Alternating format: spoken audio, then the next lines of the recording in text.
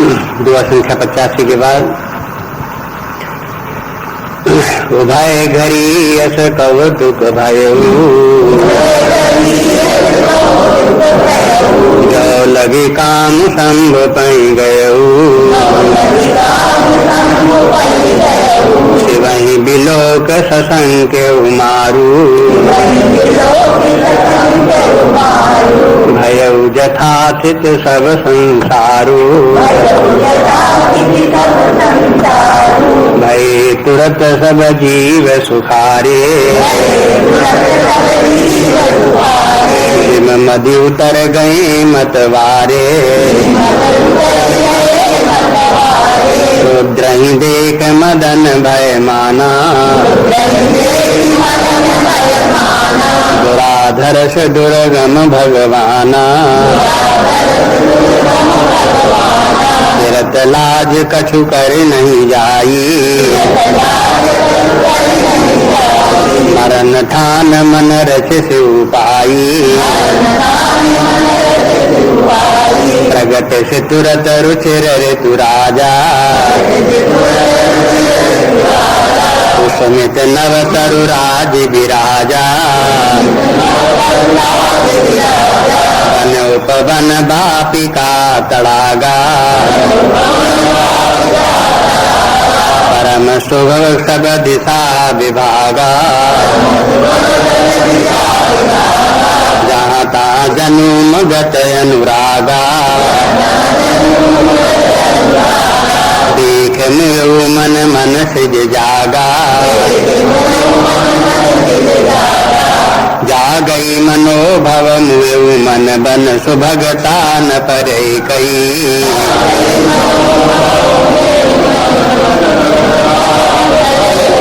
शीतल सुगंध सुमंद मारुत मदन अनल सखा सही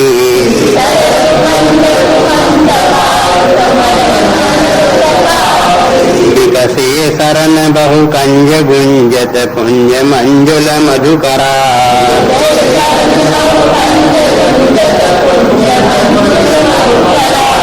हंसतिक सुख सरस रव करि गान नाचहि अक्षरा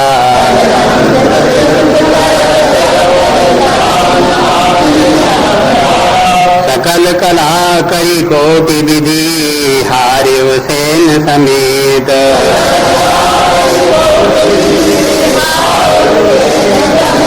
चली नय चल समाधि शिव कोप हृदय निकेत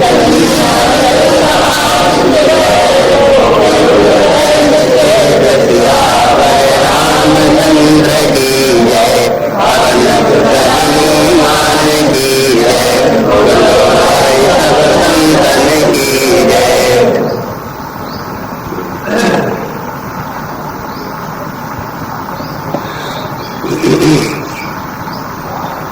अब स्मरण करें, कल जो है वो देख रहे थे कि देवताओं के कहने से काम जब भगवान शंकर जी की ओर चला तो चलते ही उसने अपना उग्र रूप धारण किया।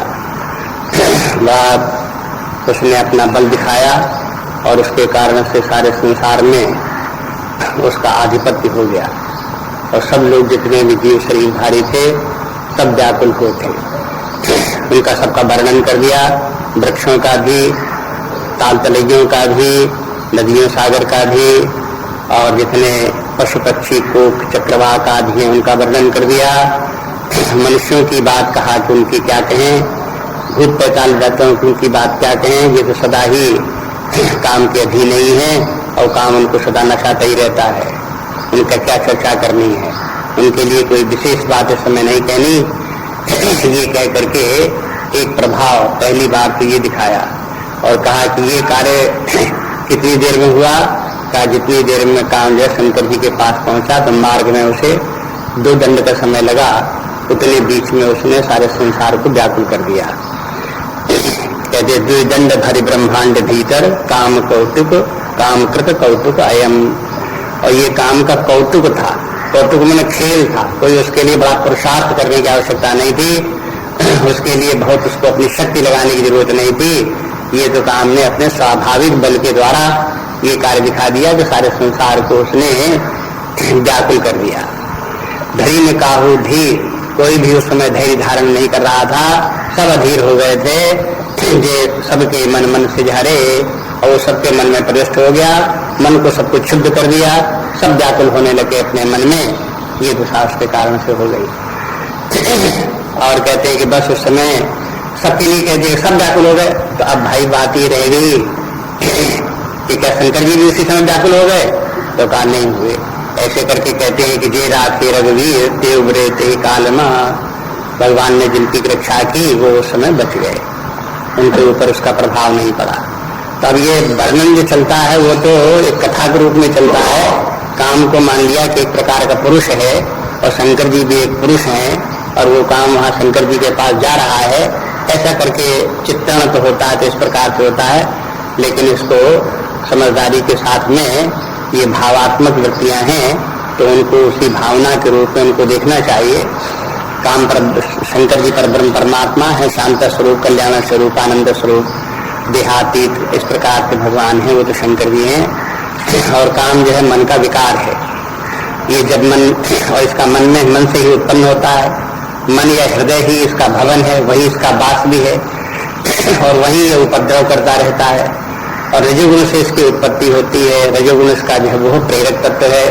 ये जो इसके लक्षण हैं ये बताना चाहते हैं। और इसमें बड़ी शक्ति है।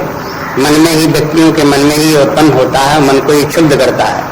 और जब मन में क्षोभ उत्पन्न होता है तो मन अशांत मन के माने दुखी मन, व्यक्ति दुखी भी होते हैं उसे। तो ये मन व्यक्तियों के ये काम मन से उत्पन्न होकर के मन को में ही क्षोभ उत्पन्न करता है और मन में क्षोभ उत्पन्न करके व्यक्ति को दुखी भी करता है। ये सब दिखा दिया आप तक। लेकिन ये जब परमात्मा जिसके हृदय में वास कर रहा हो वहाँ ये काम जो है वहाँ उसका प्रवेश नहीं होता। अब ये बात आगे दिखाते हैं। दूसरी कथा का आगे जो अंग आगे बढ़ता है उसके माने अब वो काम शंकर जी के पास पहुँचता है, उसका परिणाम क्या होता है वो बताते हैं। कहते हैं उभय घड़ी ऐसे कौतुक भयऊ, कहते हैं ये दो घड़ी में ये सब कौतुक हुआ। ये पहले भी कहा था कि काम कृत कौतुक अयम, ये काम का कौतुक है। अभी काम ने कोई विशेष अपना बल नहीं दिखाया है, खेल ही खेल है।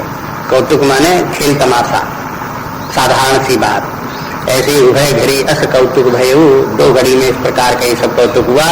और जो लोग काम संभवताएं गए, जब तक काम शंकर जी के पास गया तब तक ये बात, इतनी घटना इस प्रकार की सारे संसार में घटी। सबके मन में क्षोभ उत्पन्न हुआ, सब व्याकुल और दुखी हो गए। और शिवंग बिलोक ससंग के मारू, शिवंग बिलोक। और फिर शंकर जी को, जब शंकर जी के सामने पहुंच गया वहां, तो जैसे ही शंकर जी को उसने देखा तो बस ससंग मैंने भयभीत हो गया। अब उसे लगा कि बस अब हम ऐसे स्थान पर आ गए हैं जहां हमारा अब बल नहीं चलेगा। अभी तक तो हम कौतुक कर रहे, यहाँ कौतुक की तो बात ही क्या, अगर हम अपना बल भी दिखाएंगे तो भी यहाँ पार नहीं पा सकते। ये उसकी समझ में आ गया। और भय जथाते तो सब संसारू। अब बस उसका परिणाम क्या हुआ, काम में उधर सशंकित हुआ, मैंने उसको भय हुआ तो मैंने उसकी शक्ति दुर्बल पड़ी, संकुचित हुआ, तो सारा संसार यथाचित हो गया कि मैंने जैसे पहले थे वैसी प्रकार से हो गए। उसका प्रभाव, काम का प्रभाव सारे संसार के ऊपर जो था वो समाप्त हो गया। बस अब ये शास्त्र का युक्ति जो है वो इसी बात की है कि अगर हमारा हृदय मन बुद्धि परमात्मा की तरफ आगे बढ़े तो परमात्मा भाव को प्राप्त करके ये सब विकार, मानसिक विकार शांत हो जाते हैं। काम का विकार भी शांत हो जाता है जहाँ परमात्मा का स्मरण किया, भक्ति आई परमात्मा का, ज्ञानोदय हुआ तो उनके सामने फिर ये है टिकता नहीं है काम, ये दुर्बल हो जाता है, मन को अशांत नहीं कर पाता है। इस बात को बताने के लिए कह दिया कि शंकर जी के पास गया, जैसे ही उसको भय हुआ शंकर जी को देख करके, वैसे ही उसका प्रभाव जो सारे संसार के ऊपर फैला था वो समाप्त हो गया और सारा संसार यथाचित को प्राप्त हो गया। भय तुरंत सब जीव सुखारे और सब जीव सुखी भी हो गए। अब देखो क्या संबंध बना कि जब काम का प्रभाव होगा तो मन में क्षोभ उत्पन्न होगा, अशांति होगी और दुखी होंगे, और जहाँ काम का प्रभाव हटा तो मन शांत हुआ तो सुखानुभूति हुई। अब ये जो शास्त्र के जो निर्णय हैं, खोजे हुए बिंदु सिद्धांत हैं, इनको अपने जीवन में व्यक्ति देख सकता है कि मन कब अशांत, जब अशांत होता तो दुखी होता कि नहीं होता, जब शांत होता तो सुखी होता कि नहीं होता। ये सब अपने आप अपने निर्णय करके देख सकता है। जैसे कि यहाँ बताया वही बात कोई अपने अनुभव के द्वारा भी अपने जीवन में देख ले। भय तो सब जीव सुखारे जिम मद उतर गए मतवारे। अब उदाहरण देकर के बताते हैं कि देखो कैसे ये हुआ। जैसे कि मतवारे के माने जिसने नशा पिया हो तो उस नशे के में मद चढ़ा हो किसी को, तो उस समय तो वो अटाए सटाए बोलता है, गलत सलत काम करता है, व्याकुल भी होता है, लेकिन जहाँ नशा उसका उतर गया तहाँ वो व्यक्ति शांत हो जाता है। तो अब ये भी तुलना करके दिखाते हैं कि ये काम जो है एक प्रकार का मद है। जैसे मद व्यक्ति के मन को विक्षुब्ध कर देता है, तैसे काम भी मन में क्षोभ उत्पन्न कर देता है, अशांति उत्पन्न कर देता है। इसमें दोनों की तुलना इसी प्रकार से करके देखें। और जैसे नशा उतर जाने पर व्यक्ति स्वस्थ हो जाता है, शांत हो जाता है, ऐसे ही काम के प्रभाव से बचने पर कामनाएं त्याग दी, काम निवृत्त हो गया, वैसे ही व्यक्ति शांत हो गया और बस उसको सुख प्राप्त हो जाता है, स्वस्थ हो जाता है। उसकी उग्रता आदि, उसकी प्रचंडता, उसकी चिंताएं भय इत्यादि सब समाप्त हो जाते हैं। ये तो भय तो सब जीव सुखारे जिम मद उतर गए मतवारे। अब मद उतर गए मतवारे में अगर रामचंद्र मानस की अन्य पंक्तियां देखेंगे तो बहुत बातें, और रामचंद्र मानस बार बार कहते हैं इसलिए पढ़ना चाहिए कि अन्य अन्य स्थानों में और भी बहुत सी जगह ऐसी समानांतर बातें, इसी प्रकार की समतुल्य बातें और जगह भी हैं। उनको एक जगह स्मरण करके देखें तो बात बहुत ज्यादा स्पष्ट हो जाती है। करिए बातुल भूत विवश मतवारे, ये नहीं वो नहीं बचन समारे। बातुल जो बहुत बात करने वाला है, फिजूल की बातें करता है। भूत विवश जिसके सिर पर भूत सवार हो, और मतवारे जिन्होंने नशा खाया हो, ते नहीं बोले ही बचन समारे। उनकी बात जो है वो हो संभाल करके नहीं निकलती। बस जैसे बंटवारे तैसे काम का प्रभाव भी, एक प्रकार का नशा उनके ऊपर चढ़ा तो वो भी फिर विचार करके नहीं बोलते, हटाए सटाए बोलने लगते हैं। ये बुद्धि बिगड़ती है इससे। जो ये इस प्रकार के और जगह जगह के जो इस प्रकार के चौपाइयां हैं रामचरितमानस की देखेंगे तो उससे ये पता लगेगा कि इसका प्रभाव किस प्रकार से है। और रुद्र ही देख मदन भय माना। हाँ, रुद्र ही देख। अब शंकर जी का नाम यहाँ रुद्र लेकर के बोलते हैं कि शंकर जी वैसे तो बैठे हुए हैं शांत, भगवान के ध्यान में समाधि लगाए हुए हैं, लेकिन काम के लिए वे रुद्र हैं, क्योंकि काम के विरोधी हैं। उसके लिए भगवान काम के लिए रुद्र रूप है। रुद्र रूप माने प्रलयंकारी। भगवान शंकर जी को रौद्र तब कहते हैं जब कोई संसार की सृष्टि का विनाश करते हैं, तब उनका नाम रुद्र लिया जाता है। तो वो काम का विनाश करने के लिए तत्पर हैं भगवान शंकर जी, इसलिए वो रुद्र हैं। काम को शंकर जी क्या दिखाई दिए, अरे ये तो रुद्र है, माने इनसे हम बच नहीं सकते, ये हमारा विनाश ही कर देंगे। ऐसा भाव उसके मन में आया, इसलिए का रुद्र ही देख मदन भय माना। उसके मन में भय उत्पन्न हुआ। और दुराधर्ष दुर्गम भगवाना, उसको ये लगा ये तो बड़े दुराधर्ष हैं। दुराधर्ष के माने वो जिसके ऊपर विजय न पाई जा सके, जिसको दबाया न जा सके, जिससे पार न पाया जा सके, जिससे जीत न सके, उसे कहते हैं दुराधर्ष। काम को दिखाई दिया ये शंकर जी तो दुराधर्ष हैं, इनसे हम जीत नहीं सकते, बहुत प्रचंड है, बड़े शक्तिशाली हैं, इनकी शक्ति के सामने हमारी कोई भी शक्ति नहीं है। ये उसको समझ में आने लगा, इसलिए देखता है कि दुराधर्ष है। दुर्गम, ये भगवान शंकर जी दुर्गम है। गम के माने जहाँ किसी व्यक्ति की गति हो वो तो सुगम है, लेकिन जहाँ जिसकी गति न हो वो दुर्गम है।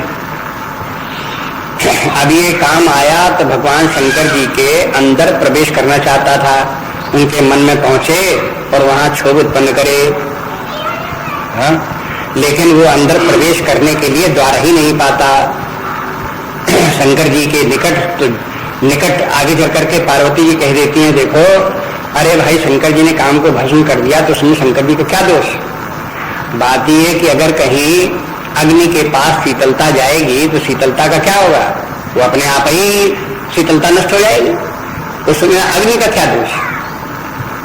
अग्नि तो तापमान होती ही है, उसके पास शीतलता जाएगी अपने आप नष्ट होगी। ऐसे ही भगवान शंकर जी जो है वो तो दुराधर्ष हैं, दुर्गम हैं, काम के विरोधी एकदम से हैं। उनके पास काम जाएगा तो नष्ट हो ही जाएगा, उसमें शंकर जी क्या करेंगे?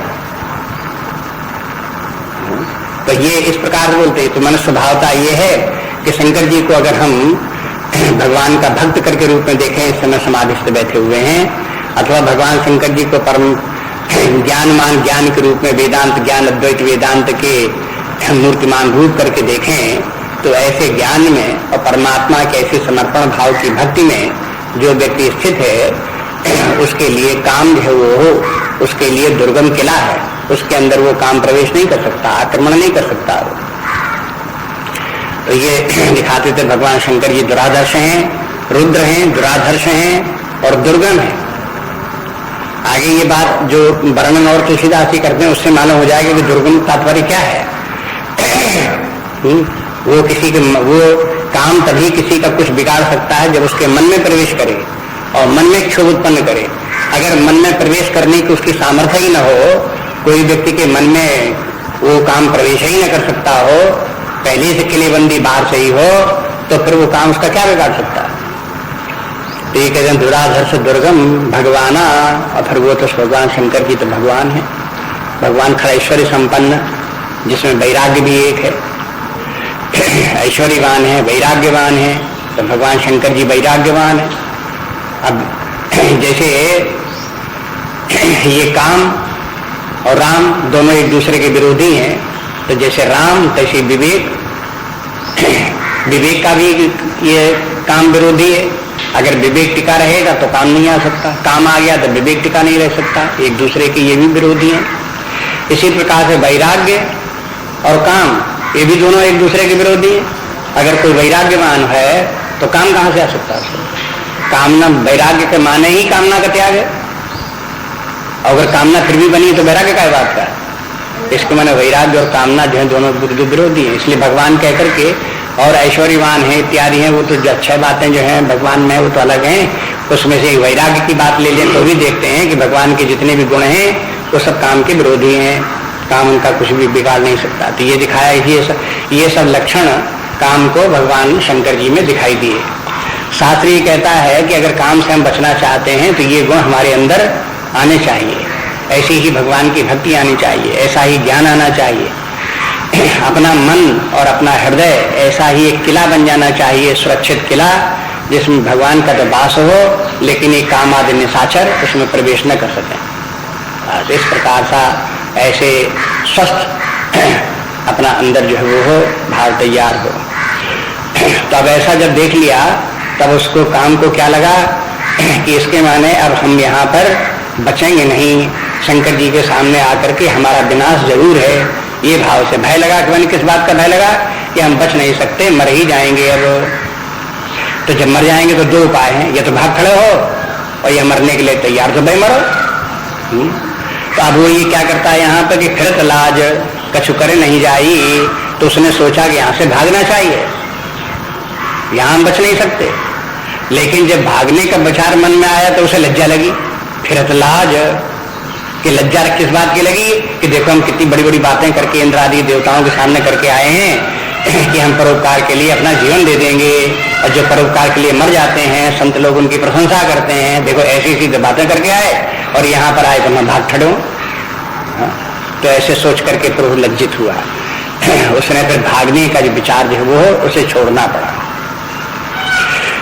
तो फिरत लाज कछु कर नहीं जाई, लेकिन वहां टिका रहे तो शंकर जी का कुछ वो बिगाड़ नहीं पा रहा था। शंकर जी की समाधि भंग इत्यादि हो कुछ हो उनको, तो उसको वो कुछ करने में उसका चल नहीं रहा, बल नहीं चल रहा था। तो फिर उसने क्या किया कि मरण ठान मन रक्षि से उपाई। तब उसने ये निश्चय कर लिया कि शंकर जी से ज्यादा भिड़ेंगे तो मरना निश्चय है, और कहा कि अब मरते हैं तो मरे, लेकिन हम जिस काम के लिए आए हैं वो जरूर करेंगे, इस बात है। तो मरण ठान मन रचे सुपाई। अब उसने उपाय रचा। उसने सोचा कम से कम मरते मरते एक बार शंकर जी की समाधि तो हम भंग कर ही दें, फिर तो मर ही जाएंगे।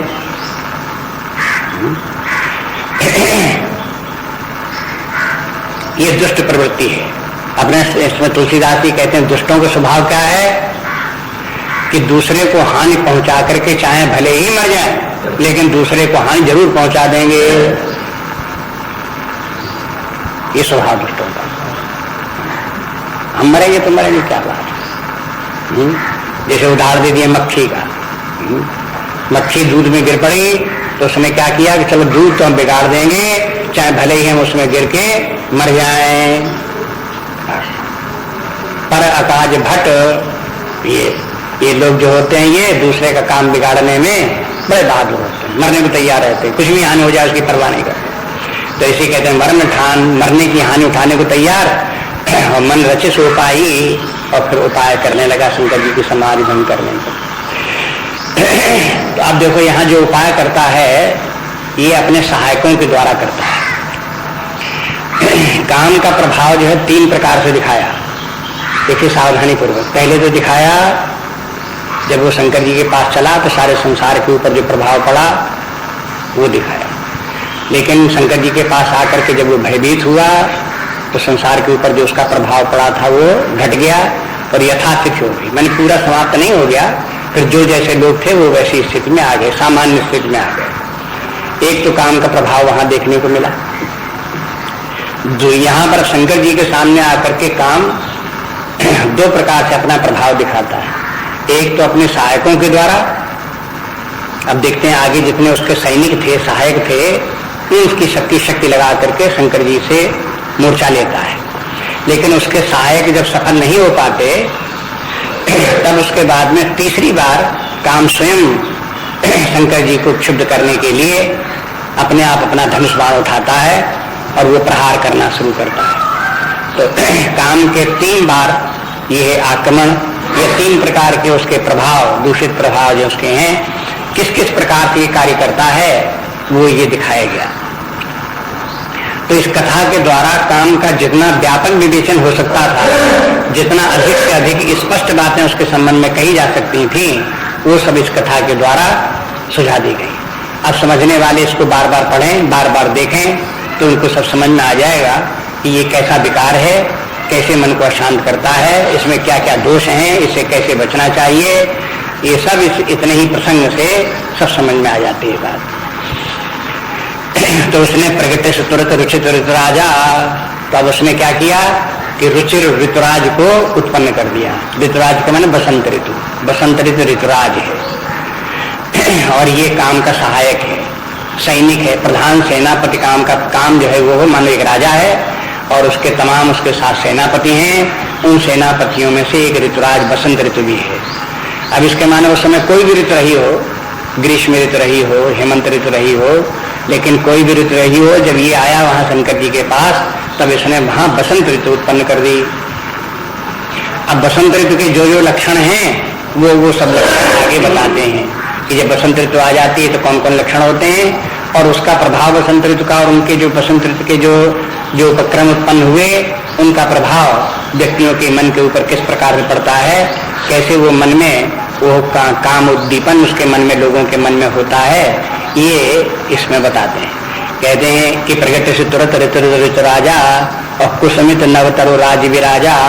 अब बसंत ऋतु आ जाएगी तो खूब फूल फलने लगेंगे, जितने पेड़ होंगे उनमें खूब फूलने लगे, कुसुमित सब पेड़ जो है फूल फलने लगे और नवतरु, और सब पेड़ उस समय हरे भरे खूब हो गए, खूब फल और खूब हरे, कहीं सूखी पत्तियां नहीं, कहीं ऐसा नहीं कि डालियों में झाड़ झंखाड़ हो इतना मात्र हो, खूब लहलाते हुए पत्ते और खूब बढ़िया बढ़िया फूल सब पेड़ों में हो गए। नए वृक्ष हो गए।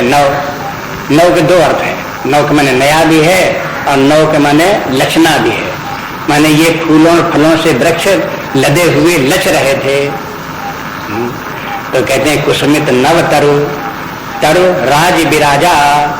राज माने उनकी पंक्तियां बन गई, ढेरों सब जगह पेड़ सब जगह वृक्ष ही वृक्ष, और विराजा माने सब विराजमान थे, सुशोभित हो रहे थे, बड़े सुंदर लग रहे थे सबके सब वृक्ष, फूलों से लदे हुए, पत्तियों से ढके हुए, हवा उसमें चल रही है। कहते हैं ये सब इस प्रकार वन उपवन बापिका तड़ागा परम सुभग सब दिशा विभागा। सब वन का वन, वृक्षों का जितना वन था वो सब बड़ा ही सुंदर, जितने उपवन और बापिका इत्यादि थे वो भी सब सुंदर, तड़ाग के माने वो भी सुंदर, बापी के माने जैसे कुआ बावली होती है तो बापिका हो गई, और तड़ाग के माने तालाब हो गया। तो जितने तालाब हैं, कुएं हैं, जहाँ जहाँ सरोवर जल के हैं, जहाँ बगीचे हैं, जहाँ वन है, वहाँ सब जगह सुंदर सुंदर, सब चारों तरफ प्रकृति जो है वो सौंदर्यमयी प्रकृति हो गई सब जगह। परम सुभग सब दिशा विवाह, सुभग बने बड़ी सुंदर सबके सब दिशा विवाह, हर दिशा में चारों ओर सब जगह जो ये इस प्रकार से ऋतुराज छा गया और सारी प्रकृति सुंदर सुंदर सुंदर सब प्रकार से, हर वस्तु सब सुंदर, जहाँ तहाँ जहाँ उमगत अनुरागा, और ऐसा लगता है कि सब तरफ जानो मानो प्रकृति में अनुराग उमग रहा हो। मानो ये सब वृक्ष हरे भरे ऐसे हैं, मानो ये सब बड़े प्रेम परिपूर्ण हैं, इनमें पुष्प क्या है, इनकी सुगंध क्या है, मानो ये प्रेम इनके भीतर से उमड़ रहा है, ऐसा लग रहा है। इसके कारण से इस प्रकार की प्रकृति इस प्रकार की हो गई। और देख मन मन से जागा, कहते हैं ये ऐसा वातावरण तैयार हो गया कि जिनके की मन बिल्कुल मर गए थे उनमें भी मन से जागा, उनमें भी ये जाग पड़ाई, और उसमें उनके भी मन में उद्वेग उत्पन्न हो गया, मन में बड़ा उत्साह आने लगा, उनका भी सजीव हो गया, मानो मन मरा हुआ मन फिर जागृत हो उठा। ये इस प्रकार के वातावरण इस प्रकार का बन गया। तो जागई मनोभव मन, तो मरे हुए मन में भी मनोभव जागृत हो गया। बन सुभगता न करे कही, ऐसी बन की सुभगता है, सारा बन ऐसा सुभग सुंदर बन गया कि कुछ कहते नहीं बनता। सबके मन में प्रसन्नता आ गई, सब में प्रेम परिपूर्ण हृदय हो गए सबके। शीतल सुगंध मंद मारुत मदन अनल सखा सही, और कहें कि उस समय जो है वो हो वायु भी चलने लगी। और वायु कैसी चलने लगी? वायु के 3 गुण बताए, शीतल, सुगंध और सुमंद, ये 3 लक्षण बताए। वायु जो है वो हो प्रिय लगने वाली जो वायु है उसमें 3 गुण उसके होते हैं। ये बार बार रामचरितमानस में भी कहा गया आपने, और हिंदू शास्त्रों में भी जितने ग्रंथ और साहित्य हैं उनमें इसका वर्णन करते रहते हैं। शीतल मंद सुगंध, ये 3 लक्षण जब वायु के होंगे तो ये वायु प्रिय लगेगी। जैसे गर्मी के दिन है तो ठंडी हवा चले, और फिर मंद चले, आंधी तूफान में चले, और चले भी, ऐसा भी नहीं कि बिल्कुल स्थिर रहे, चले भी लेकिन धीरे धीरे चले, और फिर उस वायु में सुगंध भी हो, पुष्पों से होकर के आ रही है, तब ऐसी जो वायु होगी वो सबसे प्रिय वायु लगने वाली होगी। और इसमें ये बताते हैं कि ये इस प्रकार की वायु काम की सहायक है। ये सहायक है, मैंने काम को प्रदीप्त करने वाली है। जैसे काम को भी अग्नि करके माना जाता है, उदाहरण कहीं कहीं दिया जाता है, कामाग्नि बोला जाता है। तो अग्नि का जैसे सखा पवन है, पवन जो है वो हो अग्नि को सहायता करता है तो अग्नि प्रज्वलित होती है। तुलसीदास जी ने एक दोहे में लिखा, कहा कि देखो संसार में जो बली लोग होते हैं, शक्तिशाली श्रेष्ठ लोग होते हैं, उनकी तो सब लोग सहायता करते हैं, और वही लोग दुर्बल व्यक्तियों को का विनाश करते हैं। ये संसार की प्रवृत्ति है इस प्रकार से। जैसे कि वायु जो है अग्नि को तो प्रज्वलित करेगा, कहीं आग लग जाए और हवा चल जाए तो देखो आग बढ़ती चली जाएगी, बढ़ती चली जाएगी, मानो वो पवन आग को बढ़ा देगा। और दीपक दे बुझाए, और अगर कहीं दीपक में हवा लग जाए तो दीपक बुझा दे, क्योंकि दीपक में थोड़ी अग्नि है, हवा लगी दीपक बुझा दे। लेकिन जहाँ ज्यादा अग्नि होगी तो वहां दीपक को अग्नि लगेगी तो अग्नि को बढ़ा देगा। तो इस प्रकार से संसार की प्रवृत्ति है। तो ऐसे ही कहते हैं कि यह अग्नि का ये वायु जो है वो हो दीपक के नहीं, लेकिन अग्नि का जो है ये वायु सहायक है। इसी प्रकार से शीतल मंद सुगंध वायु जो है वो हो काम रूपी अग्नि का सहायक है, उसको प्रज्वलित कर देने वाला है। तो इस प्रकार की स्थिति उस समय हो गई, काम का सहायक ये समय। ऋतुराज भी काम का सहायक है, और ऋतुराज के जो अंग हैं वो वृक्ष हैं, पुष्प आदि हैं, पक्षी आदि हैं, उनका बोलना है वायु का है, शीतल मंद सुगंध वायु का चलना है, ये सब बसंत ऋतु के अंग हैं, और ये सब के सब जो हैं काम के सहायक हैं। तो कहते हैं कि विकसे सुरन बहुकंज गुंजत पुंज मधु मंजुल मधुकरा, विकसे सरन सरोवरों में खिले, बहुकंज बहुत से फूल तालाबों में खिल गए, और गुंजत पुंज मंजुल, और उसमें मधुकर जो है वो हो मधुकरों के समूह समूह भौरे भौरे मंडरा रहे। तो इस प्रकार तालाबों में कमलों का खिल जाना और फिर उनके ऊपर भ्रमरों का मंडराना, ये भी ऋतुराज का एक अंग हुआ, और ये भी काम का सहायक बना। तो कवि लोग जहाँ जहाँ श्रृंगार रस की कविता करते हैं वहां पर ये सब उपक्रम जितने हैं उनको सबको स्मरण करते हैं और उनका सबका वर्णन करते हैं। तो उससे ये मालूम होता है कि ये सब के सब जो है इस प्रकार से काम के सहायक हैं। उन्हीं के सहारा लेते हैं। तो कल हंस पिक सुख सर सरव करी गान नाचहि अप्सरा, और उस समय पक्षी बोल रहे हैं, वो भी मधुर पक्षी बसंत ऋतु में बोल रहे हैं, तो वो भी उनका पक्षियों का बोलना भी मन में काम को जागृत करने वाला है। इसलिए कहते कल हंस, हंस जो है हंस की जगह कल हंस बोलते हैं। जो हंस मधुर बोलने वाला है उसका नाम कल हंस है। हंस कई प्रकार के होते हैं, हंस होता है, राजहंस होता है, कल हंस होता है। हंस साधारण हंस है जो और तालाबों में मिल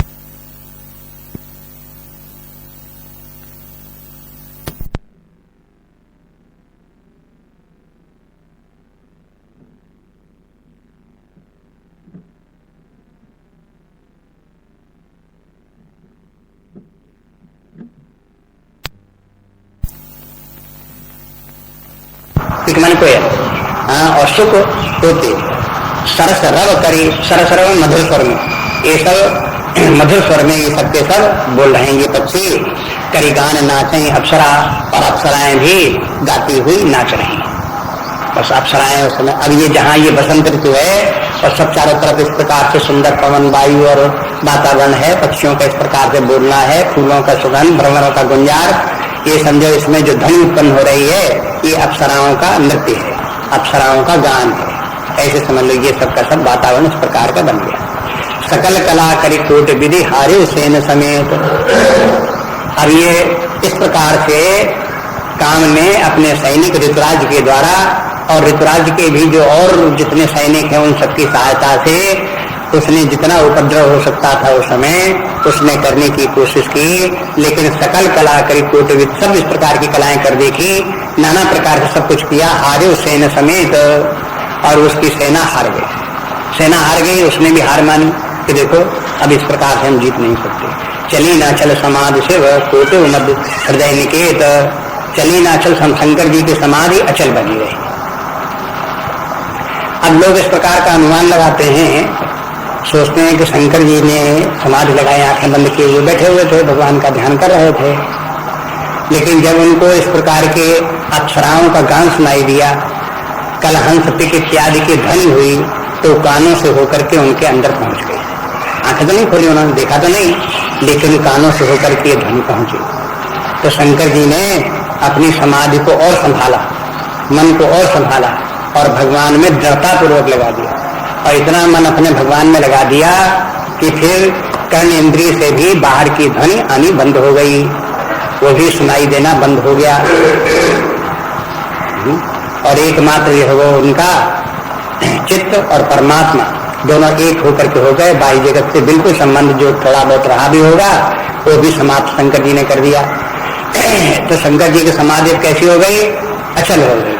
अब वो टालने टलने वाली नहीं है। काम का प्रभाव शंकर जी के ऊपर कोई नहीं पड़ रहा है। कामदेव ने देखा करे शंकर जी तो और इतनी गहन समाधि में हो गए कि अब इनको जरा भी कहीं टसमस बिल्कुल है ही नहीं, कोई प्रभाव इनके ऊपर दिखाई नहीं देता।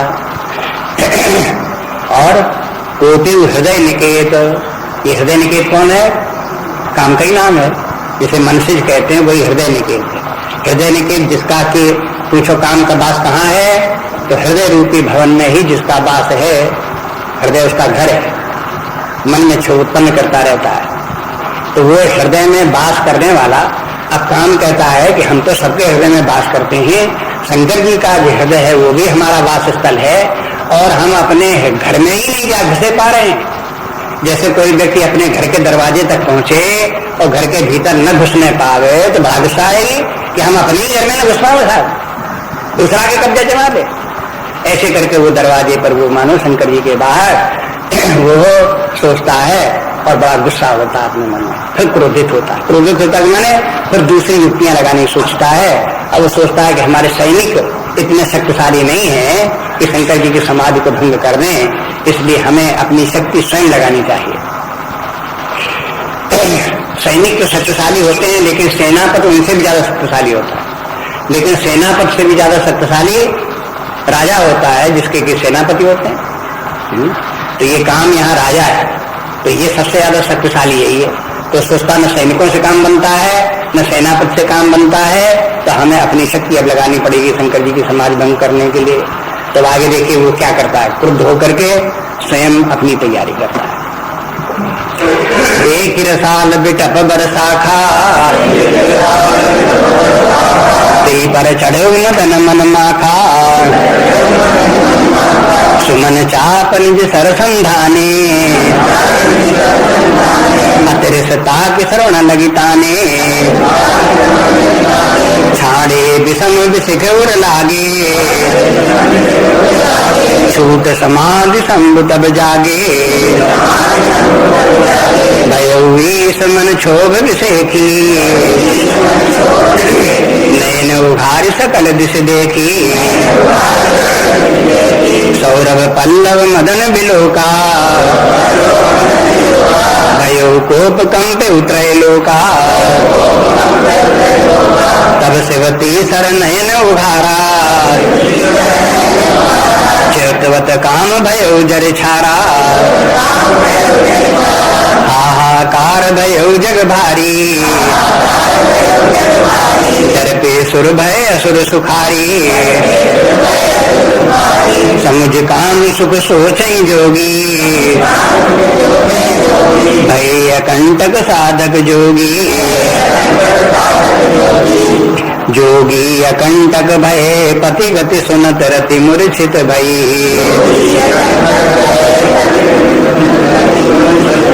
रोदति बदति बहु भांति करुणा करति शंकर तई गई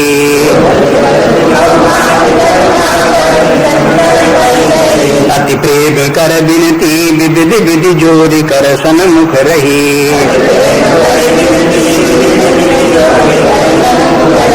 प्रभु आशुतोष कृपाल शिव अवला निरख बोले सही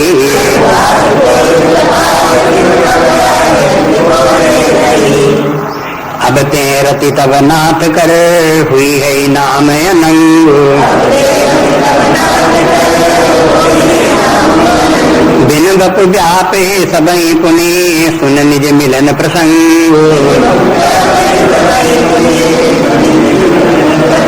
सियावर रामचंद्र की जय पवन सुत हनुमान की जय भाई सब संतन की जय। कोपी हृदय निकेत तो क्या उसने कोप किया कि देख रसाल बिटप बरसाखा उसको काम को बड़ा क्रोध आया और वो उसने रसाल एक आम का पेड़ देखा बरसाखा और उसकी एक शाखा देखी और श्रेष्ठ शाखा देखी। बरसाखा के माने बहुत सुंदर शाखा माने कई प्रकार से उपयुक्त थी वो माने जिधर शंकर जी थे उसी तरफ वो आम के वृक्ष की शाखा उसी तरफ की थी इसलिए और उस शाखा के ऊपर बैठने के लिए कामदेव को बड़ा सुंदर स्थान था उसमें बहुत से पत्ते भी थे और बौर भी उसमें लगा हुआ था। उन बौरों के कारण से पत्तों के कारण से कामदेव को वहां छिपने के लिए भी स्थान था। इस प्रकार से वो कई दृष्टि से उसने उस वृक्ष की शाखा की तलाश की और उसके ऊपर चढ़ गया। उसको ये लगा कि यहाँ से वृक्ष की शाखा के ऊपर से बैठ करके वहां से यदि हम बाण चलाएंगे शंकर जी के ऊपर तो फिर ये जो है उनकी समाधि भंग हो जाएगी। तो इसलिए इस प्रकार से मोर्चाबंदी उसने की और काम की मोर्चाबंदी आम के पेड़ की शाखा बनी। कवियों का ये कहना है कि आम का वृक्ष जो है वो हो और वृक्ष तो जितने वृक्ष हैं वे सब हैं ही हैं। बसंत ऋतु में वृक्ष जो है आम के वृक्ष में भी बौर लगते हैं और उसकी भी सुगंध चारों तरफ फैलती है। उसमें खूब खूब नए पत्ते सब निकल आते हैं बीच बीच में लाल लाल पत्ते भी उसमें सब में होते हैं। तो ये सब आम का वृक्ष जो है वो ही काम का बड़ा सहायक है। सबसे अधिक सहायक अन्य वृक्षों की अपेक्षा यही आम का वृक्ष है इसलिए काम ने इसी की सहायता ली। तो देख रसाल बिटप बरसाखा ते पर चढ़े मदन मन माखा उसके ऊपर जाकर के पहले कह दिया कि कोपे तो मैंने कोपे मैंने क्रोध करके वो जाकर के शाखा के ऊपर चढ़ गया और वहां से मन माखा मन में माखा मन में कोप किया उसने माखना के मैंने कोप करना है। जैसे माखे लखन कुटिल भई भौवे रुद्रपथ फरकत महेंद्र सोई है ये सब का सब वर्णन जैसे कहा तो ये लक्ष्मण के क्रोध का लक्षण है। ये जब क्रोध आता है तब ये लक्षण आ जाते हैं। माखे लखन कुटिल भई भौवे भौवे टेढ़ी हो जाना ये क्रोध का लक्षण है। अब कोई कहे भगवान टेढ़ी हो गए तो हो जाएंगे टेढ़ी हमको क्रोध थोड़ा है नहीं वो टेढ़ी भगवान है क्रोध का लक्षण ही है। रिजपट फड़का तो ऊँट अगर फड़कने लगे तो कोई कहे वो तो ऐसे फड़क रहे हैं, वैसे ही फड़क रहे हैं, कोई बात नहीं है। तो ऐसा नहीं है, वो क्रोध आ रहा है भीतर से, इसलिए वो तो ये लक्षण उसके क्रोध के हैं। जैसे ये जो है मन में इसने जब क्रोध किया काम ने, तो ये है उसके ऊपर चढ़ करके, तो फिर अब ये क्रोधित होकर के अब प्रहार जो करता क्रोध, मैंने एक प्रकार से क्रोध शक्ति को उत्पन्न करता है व्यक्ति को, जो आक्रमणकारी शक्ति व्यक्ति में आती है तो उसके अंदर क्रोध भी उत्पन्न होता है, फिर वो आक्रमण करता है। तो ऐसे काम जो है आक्रमण शंकर जी के ऊपर करने के लिए है, इसलिए वो क्रोधित होता है और क्रोध के कारण उसके अंदर शक्ति आती है और अपनी पूरी शक्ति लगा करके फिर शंकर जी पर आक्रमण करता है। तो वहां से आक्रमण क्या करता है कि सुमन चाप निज सरसंधाने, अपने बाण के धनुष के ऊपर उसने, सुमन चाप के ऊपर, फूलों के धनुष के ऊपर उसने अपने बाण चढ़ाए। अब जानते हैं, पहले भी कह रहे हैं कि यह इसका धनुष जो है, इसके बाण जो है फूलों के हैं, फूलों का धनुष, फूलों के बाण जो ये छोड़ता है, उसने अपने फूलों का बाण संभाला। कामदेव को अपने इस बात का पूरा विश्वास है कि फूलों का बाण जरूर है, कोमल जरूर है, लेकिन प्रहार करने के लिए, किसी के हृदय को विदीर्ण करने के लिए ये सबसे ज्यादा शक्तिशाली है। इनसे ज्यादा शक्तिशाली लोहा लंगल कोई भी पत्थर इत्यादि वो भी नहीं हो सकता, सबसे ज्यादा शक्तिशाली है ये। तो सुमन चाप ने विसर संधाने, अब इसमें जो ये कहने के लिए तो धनुष है, कहने के लिए बाण है, लेकिन फिर याद रखना चाहिए कि ये पंच बाण है और ये शब्द स्पर्श रूप रसगंध के ये बाण है, और उसका धनुष जो है वो हो मन का धनुष, जिसके ऊपर उसने जो है वो हो श्रोत्र, त्वक, नेत्र, रसना, ध्यान, ये सब उसके जो है धनुष का कार्य करते हैं, जिनके के द्वारा विषयों को छोड़ता है, व्यक्ति के मन में पहुंचते हैं और फिर ये सब विषय मन में उद्विग्न करते हैं। तो छाने विषम विषिक और लागे, विषम करके ये दिखा दिया कि पांचों बाण उसने एक साथ छोड़ दिया। पहले तो शंकर जी समाधिस्थ थे, तो केवल इनके कलहंस इत्यादि के जो मधुर स्वर पक्षियों को सुनाई दे रहे थे, तो एक ही बाण प्रवेश किया था कानों को। अब उसने पांचों को कहते हैं छाने विषम विषिक उर लागे, ये विषम बाण जो है वो पांचों बाण उसने छोड़े और उर लागे, और वो भगवान शंकर जी के हृदय में प्रविष्ट हो गए। और छूट समाधि संभ तब जागे, तब शंकर जी की समाधि छूटे। शंकर जी फिर भगवान का ध्यान कर रहे थे, उधर से हट करके फिर वो जो है वो अपने देह भाव में आ गए, आंखें उन्होंने खोल दी। इसके माने है कि संभव समाधि, छूट समाधि संध तब जागे, समाधि से उठने को जागना कहते हैं। जैसे कोई सुषुप्तावस्था में चला जाए तो सो रहा, और सुषुप्तावस्था से उठ गया तो कहते जाग गया। इस प्रकार से समाधि भी सुषुप्तावस्था के समान है। जैसे सुषुप्तावस्था में बाह्य जगत से कोई संबंध नहीं रह जाता, अंतर जगत के स्वप्नांत से भी संबंध नहीं रह जाता, कहीं किसी का बोध नहीं होता, इसी प्रकार से समाधि है। समाधि में भी बाह्य जगत का बोध नहीं होता, लेकिन वो हो जैसे सुषुप्तावस्था में अविद्या बनी रहती है, उस समाधि की अवस्था में अविद्या नहीं रह जाती। इसलिए उस अवस्था में व्यक्ति को अपनी सुखानुभूति होती है। समाधि में है, सुखानुभूति हो रही है, ये उसे ज्ञान होता है, अज्ञान तो नहीं रहता।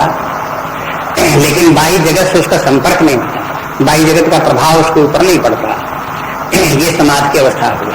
तो इसलिए कहते हैं कि छूट समाधि संभ तब जागे, और भयउ ईस मन क्षोभ विशेषी, तो शंकर जी के मन में विशेष क्षोभ उत्पन्न हुआ।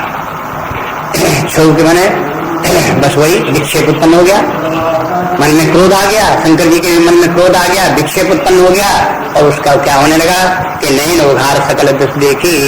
तो शंकर जी ने क्रोध में भरे हुए मन से आंखें खोली और सब चारों तरफ देखा, क्या मामला है, क्यों समाधि भंग हो गई, क्या हो गया अपने अंदर। तो जब चारों तरफ उन्होंने शंकर जी ने देखा, तो क्या देखा कि सौरभ पल्लव मदन बिलोका, तो देखा सौरभ मन सुगंध चारों तरफ छाई हुई है, पल्लव वृक्ष पर पत्ते दिखाई दिए आम के वृक्ष के, और उसमें बौर दिखाई दिए, सौरभ बौर दिखाई दिए सुगंधित, उसमें मदन बिलोका देखा, उन पत्तों के पीछे, आम के पेड़ के पत्तों के शाखे के पीछे वहां काम धनुष बाण लिए वहां बैठा हुआ है। शंकर जी ने देखा, कहा कि इसी का जब सब ये आक्रमण इसी ने किया हुआ है, यही अपनी शक्ति दिख लगा रहा है, ये देखा। और चारों तरफ जो है ऋतुराज बसंत भी दिखाई दिया, चारों तरफ बड़ी सुंदर प्रकृति दिखाई दी। शंकर जी जब समाधि में बैठे हुए तब ये सब प्रकृति इस प्रकार की नहीं थी, लेकिन अब आंखें खोल करके देखा तो वहां ऋतुराज दिखाई दे रहा है, सब इतना सुंदर सब वातावरण दिखाई दे रहा है। तो भगवान शंकर जी समझ गए कि इसी ने काम नहीं सब लीला की है, इसी ने चारों तरफ ये बसंत फैला रखा है और सब इस प्रकार से ये आक्रमण हमारे मन के ऊपर कर रहा है। तो भय कोप कंपे उतरे लोका, तो काम को देख करके शंकर जी को कि इसी ने हमारी समाधि भंग कर दी है, इसलिए शंकर जी को उनको शंकर जी को भी क्रोध आया। काम ने क्रोध करके शंकर जी के ऊपर आक्रमण किया और शंकर जी ने क्रोध किया काम के ऊपर। तो अब उसका क्या प्रभाव हुआ? काम के ऊपर क्रोध किया तो के कंपे उतरे लोका, तीनों लोग कांपने लगे। मैंने शंकर जी का क्रोध है वो तीनों लोगों को प्रभाव डालने वाला है। शंकर जी जो है, अब देखो ये सब वेदांत की थोड़ी बातें हैं। जब व्यक्ति का व्यस्त बुद्धि से, अपने व्यस्त व्यक्तित्व से ऊपर उठ करके समष्टि से उसका संबंध हो जाता है, ईश्वर भाव को प्राप्त हो जाता है, तो उसका संबंध सारी जगत से हो जाता है। जब कोई व्यक्ति है तो उसके व्यक्ति का क्रोध होगा तो अपने ऊपर होगा, अपने आसपास कुछ दूर तक उसका प्रभाव पड़ेगा। लेकिन अगर वही व्यक्ति अपने व्यक्तित्व से, व्यक्ति भाव से ऊपर उठ करके समष्टि भाव को प्राप्त कर ले, ईश्वर भाव को प्राप्त कर ले और फिर क्रोध आवे, तो उसका जो क्रोध होगा समष्टि बुद्धि में होगा और फिर उसका प्रभाव सारे संसार के ऊपर पड़ेगा। इस बात को समझना चाहिए। सब सिद्धांत जो है ये वेदांत के हैं, ये किस प्रकार से कार्य करते हैं। तो कहते हैं कि भय कोप कंपे उतरे लोका, शंकर जी को क्रोध आया तो तीनों लोग कांपने लगे। और तब से वो तीसर नयन उघारा, तो शंकर जी ने अपना तीसरा नेत्र खोल लिया। दो नेत्रों से तो देखा कि आस तरफ क्या है, अब शंकर जी को क्रोध भी आया और क्रोध में फिर उन्होंने तीसरा नेत्र खोल लिया। तो चितवत काम भय उजर छारा, तीसरे नेत्र से जैसे ये देखा तो उसमें जो वो तीसरे नेत्र से ज्ञान की अग्नि प्रदीप्त हुई और उसने जो है यह काम की अग्नि को नष्ट कर दिया। अपने तीसरा नेत्र खोला तो तीसरे नेत्र को खोलते ही काम जल करके भस्म हो गया। ये तो कथा हो गई। लेकिन तीसरे नेत्र से कामदेव भस्म क्यों हो गया? तीसरे नेत्र में क्या बात थी? तो अभी कहते शंकर जी के 3 नेत्र हैं, 2 नेत्र तो सामान्य नेत्र हैं और तीसरा नेत्र जो है उनका ज्ञान का नेत्र है। तो जिस व्यक्ति को ज्ञानोदय प्राप्त हो जाता है तो उसके हृदय में एक तीसरा नेत्र, ज्ञान का नेत्र उत्पन्न हो जाता है। ज्ञान के नेत्र का प्रभाव ये है कि उसके सामने फिर कोई अज्ञान, अविद्या और उससे उत्पन्न होने वाले जितने विकार हैं वो सब कुछ नहीं सकते। तो उसको जो हो काम, क्रोध, लोभ, मोह, मद, मत्सर, ईर्ष्या, द्वेष, छल, प्रपंच, पाखंड इत्यादि जितने विकार हैं वो सब ज्ञान की अग्नि में सब जल करके नष्ट हो जाते हैं। कोई उसके ऊपर कोई प्रभाव नहीं दिखा पाते। ये नियम हो गया। तो उसी नियम के अनुसार भगवान शंकर जी ने तीसरा नेत्र खोला तो काम जल करके नष्ट हो गया। अब देखो काम भी जो है वो तीनों लोगों को काम भी जो है वो प्रभावित करके पीड़ित कर देने वाला है। वो सब पीड़ित हो गए। तो इस काम का विनाश करने के लिए शंकर जी विनाश करते हैं तो अपने ज्ञान के नेत्र से इसका विनाश करते हैं। तो इससे ये पता चलता है कि कामनाएं हो, चाहे कर्णेंद्रिय की, चाहे स्पर्शेंद्रिय की हो, चाहे नेत्रेंद्रिय की हो, चाहे स्वादेंद्रिय की, चाहे नासिका के घ्राणेंद्रिय की हो, किसी प्रकार की भी कामनाएं हो, ये कामनाएं व्यक्ति विचार के द्वारा तो बहुत कुछ इनको शमित कर सकता है, बहुत कुछ इनको दबा सकता है, हटा सकता है, इनसे अपने आप को बचा सकता है। लेकिन ये सब के सब अंत में नष्ट कब होते हैं? जब व्यक्ति के हृदय आत्मज्ञान, परमात्म ज्ञान उदय होता है तो उसके प्रकाश में ये सब के सब समाप्त हो जाते हैं, नष्ट हो जाते हैं।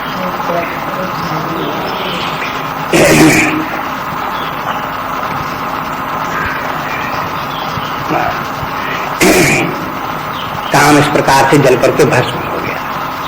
अब कहते हैं कि हाहाकार भयो जग भारी, सारे संसार में अब हाहाकार पड़ गया, काम जल करके नष्ट हो गया, हाहाकार। डर पे सुर भय असुर सुखारी, डर पे सुर देवता डर गए, भय असुर सुखारी, असुर लोग प्रसन्न हो गए, देवता लोग डर गए। अब देवताओं में से काम जो है वो देवताओं का ही सेवक था, वो आया, इसलिए देवताओं को भय लगा कि देखो काम के डर गए, नष्ट हो गया, तो अब क्या होगा? ये तो नष्ट हो गया, जल गया, समाप्त हो गया। तो देवताओं का भी जीवन काम के ही बल पर है। देवता लोग काम से मुक्त नहीं है, उनके भी साथ में काम रहता है। लेकिन निशाचरों ने देखा कि ये देवताओं का काम जल गया, तो देवता लोग का असुरों ने सोचा कि चलो ये अच्छा हुआ, देवताओं में से एक देवता मरा तो भय असुर सुखारी, असुर सुखी हो गए। लेकिन असुर भी काम के बस में है, ये पहले कहा है। लेकिन जिस काम के बस में असुर हैं वो काम दूसरा काम है। तो ये देवताओं वाला जो काम था ये दूसरा काम है। तो काम में भी थोड़ा थोड़ा अंतर है। धर्मा विरुद्धो कामेषु, जब गीता में देखते हैं तो भगवान कहते हैं काम दो प्रकार के, एक धर्म के अविरुद्ध और दूसरे धर्म के विरुद्ध। तो जो धर्म के विरुद्ध काम है वो तो असुरों का सहायक है और उन्हीं का साथी है। जो धर्म के अविरुद्ध है ऐसा काम है वो देवताओं का साथी है। लेकिन काम चाहे देवताओं के साथ रहे चाहे असुरों के साथ में रहे, चाहे अनुकूल हो चाहे प्रतिकूल हो, चाहे धर्म के अनुकूल हो चाहे धर्म के प्रतिकूल हो, लेकिन काम के अपने दोष हैं ही। अब देखते हैं कि व्यक्तियों में जो अधर्म का जीवन जीने वाले आसुरी राक्षसी स्वभाव के व्यक्ति हैं वे भी काम के अधीन है, कामनाओं के अधीन होकर के दुराचार भ्रष्टाचार करते हैं, उसमें प्रवृत्त होते हैं, अधर्म में प्रवृत्त होते हैं। उनमें लगाने वाला कौन है? ये काम ही है। जैसे अर्जुन ने पूछ लिया भगवान से तीसरे अध्याय में, भगवान हम जो काम नहीं करना चाहते, अशुभ अधर्म है, नहीं करना चाहिए, वो क्यों करने लगते हैं? तो भगवान ने कहा क्यों करने लगते हैं? काम के कारण करने लगते हैं। काम एष क्रोधेश रजोगुण समुद्भवा, यही उत्पन्न होता है। तो ये काम ही व्यक्ति को, क्रोध ही व्यक्ति को जो नहीं करना चाहिए उस प्रकार के कर्म कराता है, अधर्म में वही प्रवृत्ति कराता है। तो एक तो काम की स्थिति ये है, शास्त्रों में इसका वर्णन है। फिर देखते हैं कि व्यक्ति मान लो धर्म का आचरण करे और अपने ऊपर थोड़ा संयम करे, तो धर्म का आचरण करने वाले व्यक्ति में ऐसा थोड़े होता है कि उसकी सब कामनाएं समाप्त हो। धर्म का आचरण करने वाला व्यक्ति भी कामना रखेगा, वो भी चाहेगा कि हम नियम पूर्वक काम करें, सच्चाई के साथ जीवन जिए, धनोपार्जन करें और संसारी सुख प्राप्त करें, यश कीर्ति प्राप्त करें, स्वर्ग प्राप्त करें। ये कामना फिर भी उसके साथ में। तो जब ये तीनों कामनाएं जो है ये धर्म के से अविरुद्ध कामनाएं हैं। कोई भौतिक सुख अगर ईमानदारी से प्राप्त करना चाहता है तो धर्म विरोधी नहीं है। अगर कोई यश कीर्ति प्राप्त करना चाहता है, प्रशंसा प्राप्त करना चाहता है, धर्म के विरोधी नहीं है। कोई व्यक्ति इसी प्रकार से स्वर्ग प्राप्त करना चाहता तो वो भी धर्म के विरोधी नहीं है। लेकिन इतने मात्र से कोई व्यक्ति जो वो हो अपनी पूर्णता से नहीं प्राप्त करनी। अब उसके बाद जब उसे परमात्मा के क्षेत्र में जाना होगा, परमात्मा की भक्ति प्राप्त करनी है, उपासना प्राप्त करनी है, ज्ञान प्राप्त करना है, पूर्णता प्राप्त करनी है, तब उसको ये काम भी समाप्त करना पड़ेगा। भौतिक सुख की कामना त्यागनी पड़ेगी, उसे यश कीर्ति की कामना त्यागनी पड़ेगी, स्वर्ग की कामना भी उसे त्यागनी पड़ेगी। इन समस्त कामनाओं का त्याग करना काम का विनाश करना है। जब ये तीनों कामनाओं को जब विनाश करेगा तब उसको आगे का रास्ता मिलेगा, तब वो विरक्त होगा, वैराग्य आएगा, ज्ञान आएगा, विज्ञान आएगा, परमात्मा की प्राप्ति होगी, उपासना करेगा, भक्ति प्राप्त होगी, भगवान की निकटता शरणागति उसको प्राप्त होगी। तो ये सब के लिए उसको व्यक्ति को इन कामनाओं का त्याग तो अंत में धार्मिक पुरुष को भी करना पड़ेगा। इसलिए कहते हैं धर्म तो दोनों ही नाशवान, ये काम तो दोनों प्रकार से, चाहे धर्म के विरुद्ध हो और चाहे धर्म के अनुकूल हो, परमात्मा प्रेमी व्यक्ति को इन दोनों प्रकार की कामनाओं से छुटकारा प्राप्त करना पड़ेगा। तो शंकर जी ने जो जिस काम का विनाश किया ये देवताओं के वर्ग का, और जो धर्म का अविरोधी था उसको समझ लो, उसको भगवान शंकर जी ने भस्म कर दिया। पिछला इसका कार्य को काम का जो देखते हैं, तो जब काम ने शंकर जी के पास चला और उसने अपना प्रभाव दिखाया सारे संसार के ऊपर, वहां तो दशा ये हो गई थी कि सुर्ख से सबके सब बह गए थे। इसके माने उस समय काम ने जो रूप धारण किया था वो निशाचरी रूप था उसका। जब काम ने क्रोध किया तो वो उसका आसुरी स्वरूप प्रकट हो गया और सारा संसार उसने दुखी कर दिया, ये भी दिखाया था। लेकिन यहाँ पर आकर के जिस काम का भस्म कर दिया भगवान शंकर जी ने, वो शंकर जी के पास आकर के काम का जो निशाचरी रूप था वो तो पहले ही समाप्त हो गया शंकर जी के पास आते ही, क्योंकि शंकर जी के सामने उसका बल चले ही नहीं। उसके जितने सैनिक थे वे सबके सैनिक भी परास्त हो गए। तब काम का जो उच्च रूप था, धर्मानुकूल रूप था, उसने शंकर जी को पराक्रमण किया, लेकिन शंकर जी ने उसको भी समाप्त कर दिया। ये क्रम क्रम से इस प्रकार हो गया। तो इस प्रकार से जब हो गया तब क्या हुआ कि समुझ काम सुख सोचें भोगी, कहते हैं देखो कि योगी लोग जो थे ये सोचने लगे कि चलो अच्छा हुआ, भोगी लोग जो थे वो तो काम को सुख समझ करके सोचने लगे। मैंने संसारी व्यक्ति थे, उन्होंने कहा कि जब ये काम ही समाप्त हो जाए तो सुख ही भी नहीं तो समाप्त है। सब जिस पर शुरू पर विषय यही जीवन के सुख हैं और वो प्राप्त नहीं होंगे तो जीवन किस लिए। कभी कभी देखने में आता है कुछ लोग इस प्रकार से भी मिले, वो लोग कहते हैं जब ज्यादा वृद्धावस्था आ गई अब न स्वादिष्ट वस्तु खा सकते हैं न अन्य प्रकार का कोई विषय भोग कर सकते हैं, सब इंद्रियां उनकी शिथिल हो गई, आंख कान नाक आंखों से दिखाई नहीं देता, कानों से सुनाई नहीं देता। अब ट्रांजिस्टर भी सुनना चाहे, संगीत भी सुनना चाहे तो ट्रांजिस्टर काम नहीं करता, आंखों से टेलीविजन देखना चाहे तो वो भी देखने लायक आंखें नहीं रह गई, स्वाद जिह्वा कर जीभ से चटपटी चीजें खाना चाहे, मीठी चीजें खाएं, डॉक्टर ने उसने भी मना कर दिया। तो इसके माने इस प्रकार से जब सभी विषयों के लिए प्रतिबंध लग गया या द्वार सबके बंद हो गए, उनको सबको वो प्राप्त करने का अधिकारी हो गया, तब वो क्या सोचता है, अरे अब जीना बेकार है, अब जीना किस काम का। मानो उसको इनको ये नहीं दिखाई देता कि अब हम विषयों का भोग नहीं कर सकते तो अब शेष जीवन बचाए से परमात्मा में लगाना चाहिए, भगवान की भक्ति प्राप्त करें, ज्ञान प्राप्त करें, वहां लगावें। सो नहीं सोचता, उधर की तरफ तो सारे इंसान तो विज्ञान भी नहीं, कभी उसका संसर्ग भी नहीं पड़ा, कभी सत्संग भी नहीं किया। तो परिणाम ये कि फिर उस समय ये अपने आप को व्यक्ति बिल्कुल हीन भावना में पाता है, बड़ा पश्चाताप करता है, दुखी होता है, परेशान होता है और मरने की तैयारी करता है, मृत्यु का आवाहन करता है, सोचता है कि मर जाए तो अच्छा है। कोई कोई व्यक्ति तो मर जाने के लिए जहर खाने को भी तैयार हो जाते हैं, खा भी लेते हैं, मरे कि न मरे, कई प्रकार की स्थितियां आती हैं, वो भी कर सब करते हैं। अब बीमारियां हैं, कहीं कोई सुख संसार का है नहीं, तब जीवन जी के बेचारे क्या करें, तो इससे अच्छा चलो मर जाओ। तो ये सब दशा होती लोगों की। तो वही कहते हैं कि समझ काम सुख सोच ही भोगी, भोगी लोग तो सोचने पड़ गए, दुखी हो गए, क्या करेंगे, अब जीवन बेकार हम लोगों का। लेकिन भय अकंटक साधक जोगी, लेकिन जो भगवान के भक्त थे, योगी थे, भगवान के ध्यान में लगे हुए थे, नाम जप इत्यादि जप योग में लगे थे, ध्यान योग में लगे हुए थे, परमात्मा के चिंतन में लगे हुए थे, इन्होंने कहा चलो कंटक मिटा। अभी तक ये काम बार बार मन में आकर के विक्षेप उत्पन्न करता था, अब भगवान में ध्यान नहीं लगता था, जप में मन नहीं लगता था, अब ये मर गया, खत्म हुआ, तो हमारा छुटकारा, अब हमारी साधना निश्चिंत होकर के होगी। तो देखो उसी के एक काम के मरने पर समाज में, संसार में अलग अलग प्रकार के प्रभाव पड़े। एक जो है वो डर गया, दूसरा सुखी हो गया, तीसरा सोच में पड़ गया, चौथा अकंटक हो गया। इस प्रकार से एक ही घटना का प्रभाव संसार में भिन्न भिन्न प्रकार से पड़ता है। तो मुख्य बात ये कि जोगी अकंटक भय, उसको रिपीट करते हैं, फिर कहते देखो जोगी तो अकंटक हो गए, मैं कंटक यही था साधना में। फिर दोबारा कहते हैं कि परमार्थ के मार्ग में, भक्ति में, ज्ञान में कंटक क्या है, बस यही काम। तीसरा अध्याय इसको देख लो, यहाँ तो कथा के रूप में है और सिद्धांत के रूप में गीता के तीसरे अध्याय में भगवान ने काम का वर्णन तीसरे अध्याय में किया है। जहाँ अर्जुन ने पूछा कि हम क्यों पाप में प्रवृत्त होते हैं, कामेश क्रोधेश कह करके, फिर ये काम के क्या क्या रूप हैं, कैसे अज्ञान के कारण से काम उत्पन्न होता है और काम के कितने रूप हैं, कितने वास स्थल हैं, ये कहाँ कहाँ रहता है। तो भगवान ने बताया इंद्रियों में भी रहता है, मन में भी रहता है, बुद्धि में भी रहता है। एक जगह भगाओ दूसरी जगह भाग जाता है, दूसरी जगह से भगाओ दूसरी जगह भाग जाता है।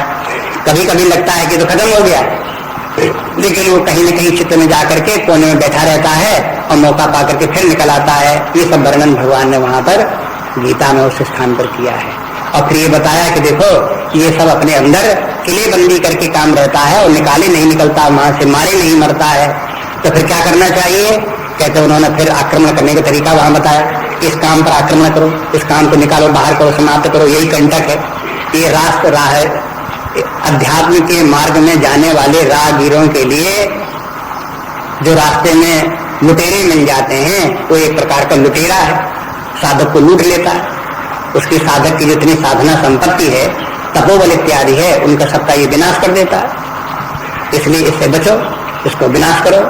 तो वहां पर भगवान ने बता दिया कि सबसे पहले इंद्रियों के ऊपर, मैं इंद्रियों में जो ये बात करता है उसके ऊपर आक्रमण करो, ये क्रम वहां बता दिया। उसको साथ में देखना चाहिए, उस स्थल को देखें गीता के तीसरे अध्याय का, इस स्थल को देखें तो जोगी अकंटक भय, जहाँ ये काम समाप्त हो गया तो योगी लोग कंटक समाप्त हो गए।